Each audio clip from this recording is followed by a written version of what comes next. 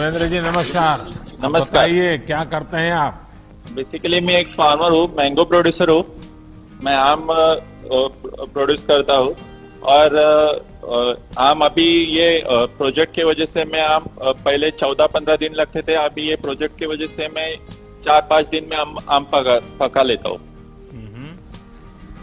यानी organic way है कि वो कार्बाइड का उपयोग करते हैं?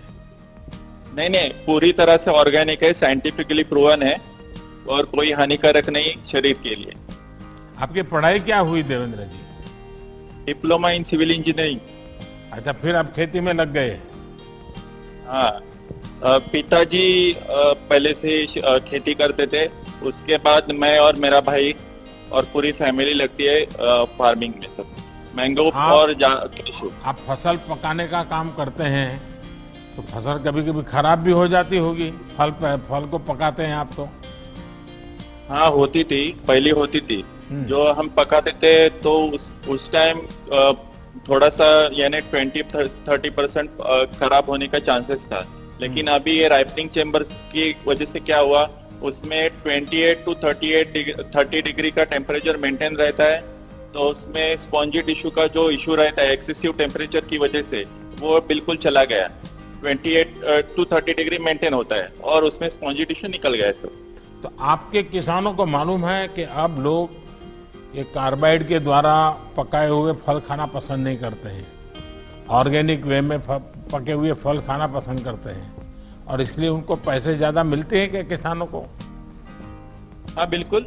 अभी समझो हमने खुद का अभी प्रोडक्ट बना दिया, अभी मैंने क्या किया है, मार्केट बना दिया है। मेरा जो ब्रांड है उसका नाम लग दिया श्री विश्वेश्वर मैंगोस, और उसके ऊपर मैं लिख सकता हूँ कि साइंटिफिकली प्रूवन ऑर्गेनिक राइपन, ऐसे लिख सकता हूँ। और जो क्या है अभी जो इसमें राइपनिंग चेम्बर में पकाते हैं वो आम एकदम गुड क्वालिटी का निकलता है, तो उसमें जो विष जो होता है कार्बाइड की वजह से वो होता नहीं है, और यानी पूरा हानिकारक नहीं है, एकदम सेफ है।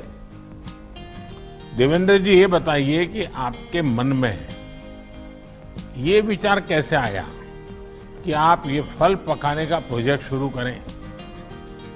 सर ये एक प्रॉब्लम आया था। अभी देखो कोविड का पीरियड आ गया, कोविड की वजह से मंडियां बंद रही, तो अभी करने का क्या, तो एग्रीकल्चर डिपार्टमेंट ने रत्नागिरी में से बहुत अच्छा काम किया। उन लोगों ने हम फार्मर लोगों का जो फोन नंबर्स वगैरह है वो डिस्ट्रीब्यूट किया हाउसिंग सोसाइटी में, तो उसकी वजह से हाउसिंग सोसाइटी की उधर से हमको फोन आना शुरू हो गए कि हमको आम चाहिए करके, लेकिन उनको आम पका के चाहिए था। तो हमको उस वक्त मेरे पास राइपनिंग चेम्बर नहीं था, तो मैं दूसरी जगह जाता था पकाने के लिए, अपने लगा लेता था आड़ी, तो उसमें 10-15 दिन लगते थे, तो मेरे को टाइम कंज्यूमिंग लग रहा था। तो सोचा चलो अपना राइपनिंग चेम्बर हो सके, तो मैं खुद बैंक ऑफ इंडिया मारुति मंदिर को मिला। उन्होंने बोला कि मेरे को अभी ऐसा ऐसा करने का है राइपनिंग चेम्बर, तो बोले कि एग्रीकल्चर इंफ्रास्ट्रक्चर करके एक स्कीम है, उसमें आप ये कर सकते हैं प्रोजेक्ट। तो मैं प्रोजेक्ट कर सका और मेरे को फायदा भी हो गया उससे। अच्छा, आपने कितना लोन लिया था? आपको ये लोन मिलने में कोई दिक्कत तो नहीं आई? किसी से कोई नहीं। बीच में बिचौलिया कटमनी मार तो नहीं गया ना? नहीं बिल्कुल नहीं। 16 लाख का टोटल लोन था और मैं कोई प्रॉब्लम भी आई नहीं। जैसे मैं बैंक में गया तो बैंक ने मेरे को खूब अच्छी तरह से कोऑपरेट किया। उन्होंने 2 हफ्ते में मेरा लोन सैंक्शन कर दिया और पोर्टल में भी उन्होंने भर दिया सब। देवेंद्र जी आप इंजीनियर हो गए और खेती में वापस आ गए, तो माताजी पिताजी को थोड़ा नाराजगी तो हुआ होगा शुरू में? पिताजी तो मेरे नहीं है, लेकिन माताजी मेरे को पहले से बोलती है खेती करो। तो वो भी उसकी माँ की भी मेरी बैकग्राउंड है, वो खेती की है, तो उन्होंने पहले से प्रमोट किया। पहले मेरे को ही जाने का था इंजीनियरिंग में, लेकिन मैं ऐसे खेती में। आपने अपनी माताजी की इच्छा पूरी कर दी। बराबर सर। देवेंद्र जी देखिए, ये आप एक उदाहरण है कि जब एक किसान खुद ही उद्यमी बनता है और जब पढ़ा लिखा नौजवान खेती में आता है तो कितना बड़ा बदलाव आ सकता है।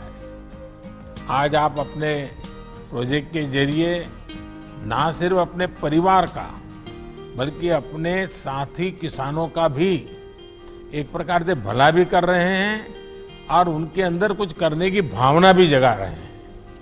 बराबर। देवेंद्र जी, आपने बताया कि आपको लोन कितनी आसानी से मिल गया।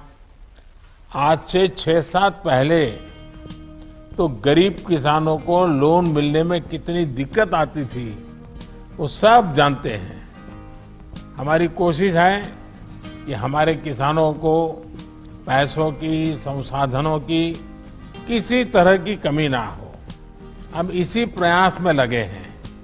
चलिए देवेंद्र जी, आपको बहुत शुभकामनाएं और आपका माता जी को भी बहुत प्रणाम, जिन्होंने आपको ये संस्कार भी दिए, शिक्षा भी दी और आपको खेती के काम में फिर से लगा दिया।